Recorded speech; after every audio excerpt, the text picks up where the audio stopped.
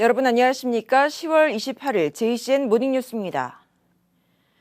울산시가 이른바 알박기 인사 금지 도래안 제정을 추진합니다. 시장이 새로 뽑히면 임기가 남아도 산하기관장 등이 물러나도록 하는 내용인데요. 전임 정부의 알박기 인사 논란 속에서 관련 조례를 제정하는 지자체가 잇따르고 있습니다. 구현희 기자가 보도합니다. 울산시가 이른바 알박기 인사금지 조례안을 발의했습니다. 조례안 제정은 이미 비슷한 조례를 시행 중인 대구시와 앞서 조례를 발의한 대전시에 이어 세 번째입니다. 조례안은 울산시가 출자하거나 출연한 기간의 장과 임원의 임기를 임명 당시 시장의 임기와 일치하도록 규정했습니다. 출자 출연 기간의 장과 임원의 임기는 2년으로 하고 연임할 수는 있지만 시장이 새로 뽑히면 임기가 남아도 물러나야 합니다.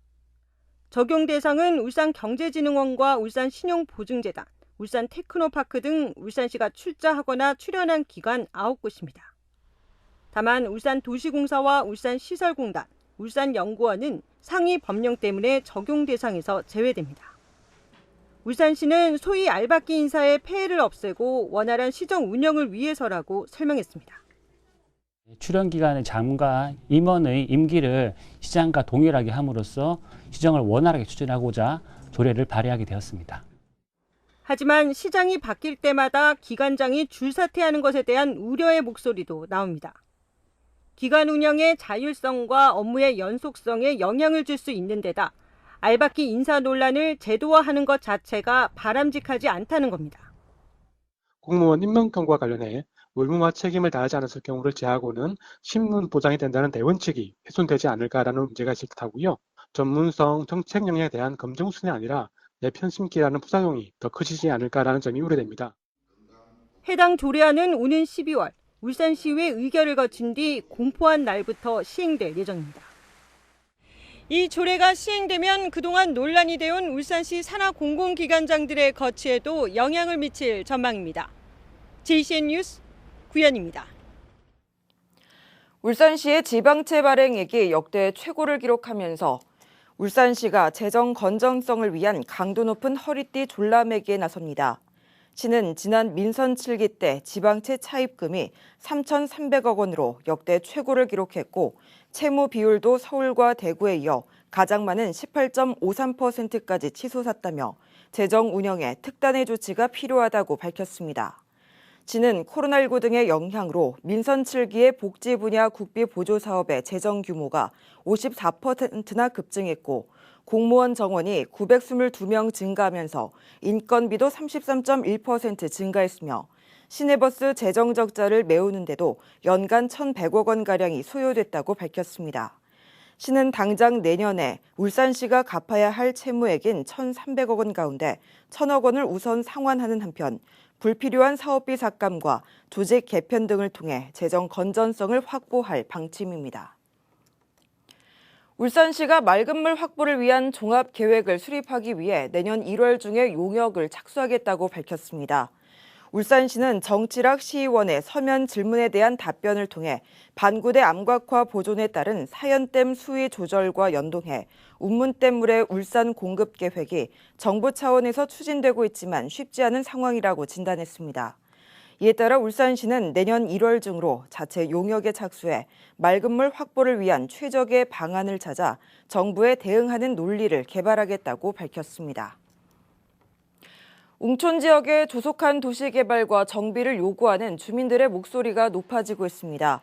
공진혁 시의원이 지난 26일에 마련한 주민 간담회에서 웅촌면 주민자치위원과 이장 등 주민 대표들은 주거 환경 개선과 인근 지역 주민 유입을 위해 준주거지역과 상업지역 등의 확대를 요구했습니다. 또 고현 은현공단과 와지공단 종사자와 인근 주민들의 생활 환경 개선을 위해 도시 정비를 추진하고 곡천지구의 조속한 개발과 지역 간 도로 개설 등도 시급하다고 지적했습니다. 간담회를 마련한 공진혁 시의원은 울산시와 울주군 관계부서와 적극 협의해서 주민들의 요구사항이 수렴될 수 있도록 하겠다고 밝혔습니다.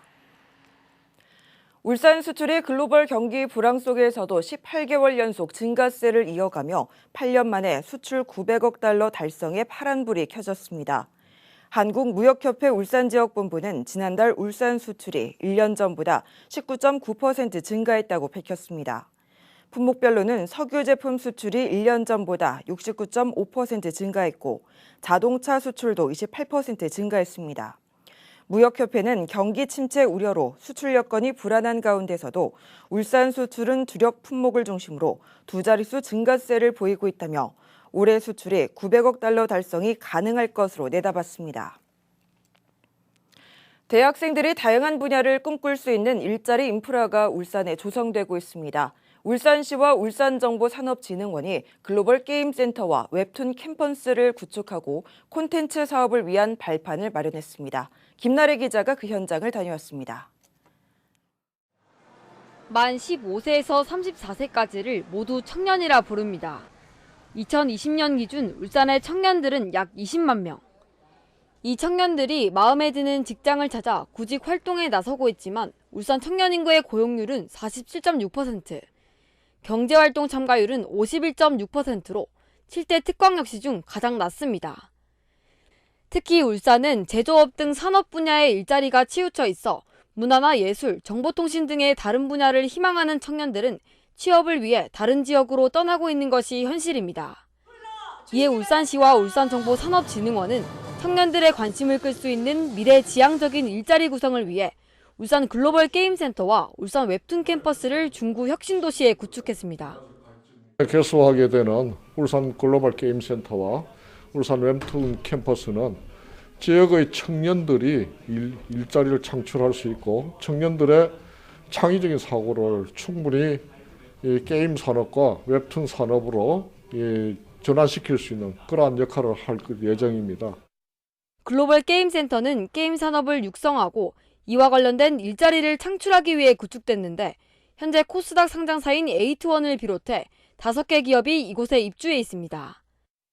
여기가 테스트 베드실인데 다양한 기계를 통해 게임을 체험할 수 있습니다. 이외에도 회의실, 기업 입주실, 게임 개발에 필요한 시뮬레이터 등 장비가 준비돼 있으며 개발자 양성을 위한 프로그램 등이 함께 추진됩니다. 웹툰 캠퍼스는 웹툰 창작자 양성과 웹툰 산업 활성화를 목적으로 창작 공간과 작가실, 교육실 등이 마련돼 있으며 8명의 작가가 입주를 앞두고 있습니다. 지역에서 콘텐츠 산업들을 할 수 있도록 오늘 캐스트에 대한 게임센터와 같이 인프라를 갖추고 그다음에 교육 프로그램을 하고 컨설팅을 하는 그런 사업들을 저희들이 지역과 연계해서 추진해 갈 것입니다. 문화체육관광부가 지원하는 글로벌 게임센터는 전국에서 11번째, 웹툰 캠퍼스는 10번째로 울산에서 게임과 웹툰 인프라가 조성된 건 처음입니다.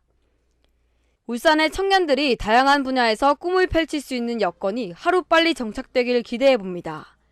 JCN 뉴스 김나래입니다. 파업 찬반 투표로 쟁의 행위를 가결한 현대중공업그룹 조선 3사 노조가 어제 기자회견을 갖고 사측의 임금과 단체 협약 교섭 타결을 촉구하며 동시 파업도 불사할 것을 밝혔습니다. 노조는 지주사인 HD현대와 중간 지주사인 한국조선해양이 교섭 가이드라인을 통제하고 있기 때문에 교섭이 타결되지 않고 있다고 주장하며 정기선 대표이사가 직접 물꼬를 터주기를 요구했습니다. 한편 현대중공업그룹 조선 3사 노조는 지난 24일부터 26일까지 처음으로 공동파업 찬반 투표를 벌였으며 모두 가결됐습니다. 동구청 청소용역업체의 유령 직원 의혹이 어제 또 제기됐습니다. 동구청 청소용역업체 3곳의 환경미화원들은 어제 구청 프레스센터에서 기자회견을 열고 3개사의 급여 대장을 확인한 결과 지난 3년간 15명의 유령 직원들에게 임금 6억 5천만 원이 지급된 사실이 확인됐다며 불법 지급된 임금을 환수해서 환경미화원들에게 돌려줘야 한다고 주장했습니다. 동구청은 환경미화원들이 주장한 내용이 일부 확인돼 경찰에 수사를 의뢰한 상태라며 수사 결과가 나오는 대로 행정적인 조치를 취하겠다고 밝혔습니다. 구청장 재직 당시 선거구민들에게 음식물을 제공했다가 공직선거법 위반 혐의로 기소된 정천석 전 동구청장이 항소심에서도 원심과 같은 벌금 80만 원을 선고받았습니다. 부산고등법원 울산재판부는 어제 정 전 구청장에 대한 항소를 기각하고 원심 판결을 유지했습니다. 정 전 구청장은 지난 2019년 동구청장으로 있을 당시 선거구민 2명 등 모두 9명에게 31만 원 상당의 음식물을 제공한 혐의를 받고 있습니다. 직접 벼농사를 지을 것처럼 관련 서류를 허위로 꾸며 농지를 불법 취득한 부부 공무원에게 벌금형이 선고됐습니다. 울산지법 조현선 판사는 농지법 위반 혐의로 기소된 A씨와 B씨에게 각각 벌금 900만 원과 벌금 700만 원을 선고했습니다. 공무원 부부인 이들은 직접 농사를 지을 것처럼 관련 서류를 허위로 꾸며 울주군 범사읍 일대 농지 1,600여 제곱미터를 공동 매수해 다른 사람에게 경작을 위탁한 혐의를 받고 있습니다. 해당 농지는 이후 선바위 공공주택지구로 지정됐습니다. 울주군이 24시간 산불 감시 드론을 운영합니다. 울주군은 영남알프스 복합 웰컴센터에 산불 감시 드론을 배치해 반경 5에서 10km를 24시간 감시하도록 한다고 밝혔습니다.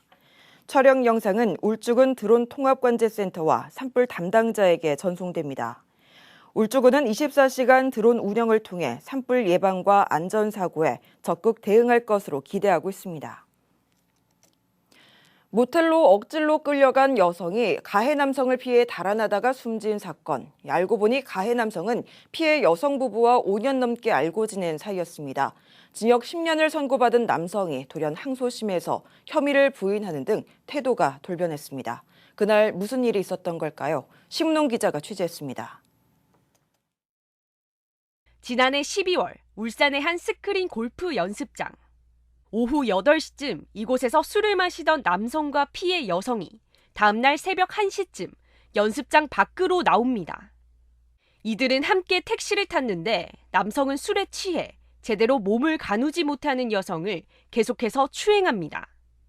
택시가 멈춘 곳은 모텔촌. 남성은 여성을 강제로 끌고 모텔 안으로 들어가는데 잠시 뒤 여성이 뛰쳐나옵니다. 따라 나온 남성이 여성을 다시 모텔 안으로 데려가기를 반복합니다. 결국 여성은 남성이 계산하는 틈을 타 도망치려다 그만 계단에 굴러떨어졌고 의식을 잃었습니다. 그런데도 남성은 입을 맞추고 신체를 더듬는 등 행위가 이어졌습니다. 결국 병원으로 옮겨진 여성은 한 달 후 숨졌습니다. 가해 남성은 피해 여성 부부가 자주 이용하던 골프장 주인으로 5년 이상 알고 지낸 사이였습니다. 피해 여성이 사건 당일 골프장에 아무런 의심 없이 갔던 이유입니다. 1심 재판부는 가해 남성에 대해 강간치사와 감금치사, 준강제 추행 등 모든 혐의를 인정하고 징역 10년을 선고했습니다. 남성도 일부 혐의를 인정했는데 문제는 항소심에 와서는 태도가 돌변해 모든 혐의를 부인하고 나선 겁니다. 이에 유족들은 가족을 잃은 것도 모자라 고인의 명예까지 더럽혔다며 억울함을 풀어달라고 호소했습니다. 억장이 무너지죠. 가족으로서. 최저형인 10년형을 때려서 가족의 상처를 한 번 더 아프게 하는 가해자는 형량을 줄이기 위해서 대형 로펌 2군데나 섭외를 해서 지금 본격적으로 싸우자고 합니다. 현재 항소심 재판이 진행 중인 가운데 유족들은 1인 시위를 이어갈 예정입니다. JCN 뉴스 심은홍입니다. 울산시 차량 등록 사업소가 오는 12월 1일부터 점심시간 30분 휴무를 시행합니다.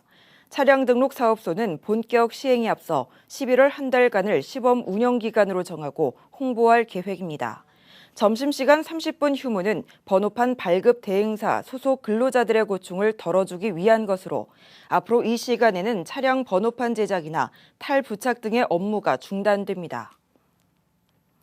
울산시는 어제부터 사흘간 대구에서 열리는 국제 미래 이동수단 엑스포에 참가해 울산 기업들이 개발한 자율주행 전기버스와 소형 전기버스 플랫폼을 전시한다고 밝혔습니다. 전시되는 자율주행 전기버스는 자율주행 레벨 3단계 이상 완성을 목표로 하는 현재 울산 도심에서 시험 운행 중인 버스입니다. 함께 전시되는 소형 전기버스 플랫폼도 울산 지역의 전기버스 제조 능력을 엿볼 수 있는 전기버스용 플랫폼입니다. 울주군 온양읍 내광리에 위치한 GW 일반산업단지 진입도로 개통식이 어제 열렸습니다. 지난 2020년 3월 착공한 이 진입도로는 2년 7개월 만에 오늘 오전 9시에 개통됩니다. 현재 분양률이 67.7%인 GW 산단은 진입도로가 개통되면서 원활한 물류 수송과 물류 비용 절감으로 분양률도 높아질 것으로 기대됩니다. 울산시가 전국 최초로 식품위생업소와 의료법인의 경영 안정 대책을 시행합니다. 시는 코로나19 장기화와 경제 상황 악화로 경영에 어려움을 겪고 있는 식품위생업소와 의료법인의 경영 부담을 완화하기 위해 융자이자 면제와 담보 설정 비율 상향 등을 추진합니다. 현재 울산의 식품위생업소는 24,700여 개, 의료법인은 29곳으로 시는 이번 대책을 다음 달부터 2014년 말까지 한시적으로 시행한 뒤에 향후 경제 상황 등을 고려해서 연장 여부를 결정할 계획입니다. 안전보건공단이 뇌심혈관 질환이 우려되는 직종의 근로자들에게 자동전자 혈압계를 지급한다고 밝혔습니다. 지원 대상은 공단이 지원에 실시한 직종별 건강진단에서 뇌심혈관 질환 등이 우려돼 사후 관리가 필요한 것으로 나타난 근로자로 택배기사와 배달 종사자, 대리운전자 등 6개 직종 2천여 명에게 혈압계를 지원합니다. 안전보건공단은 또 5개 작업이 많은 환경미화와 택배, 가스배관 등 50인 미만 사업장 10,000곳 5만여 명에게 KF 마스크도 지급하기로 했습니다. JCN 모닝뉴스를 마칩니다. 함께해 주신 여러분 고맙습니다.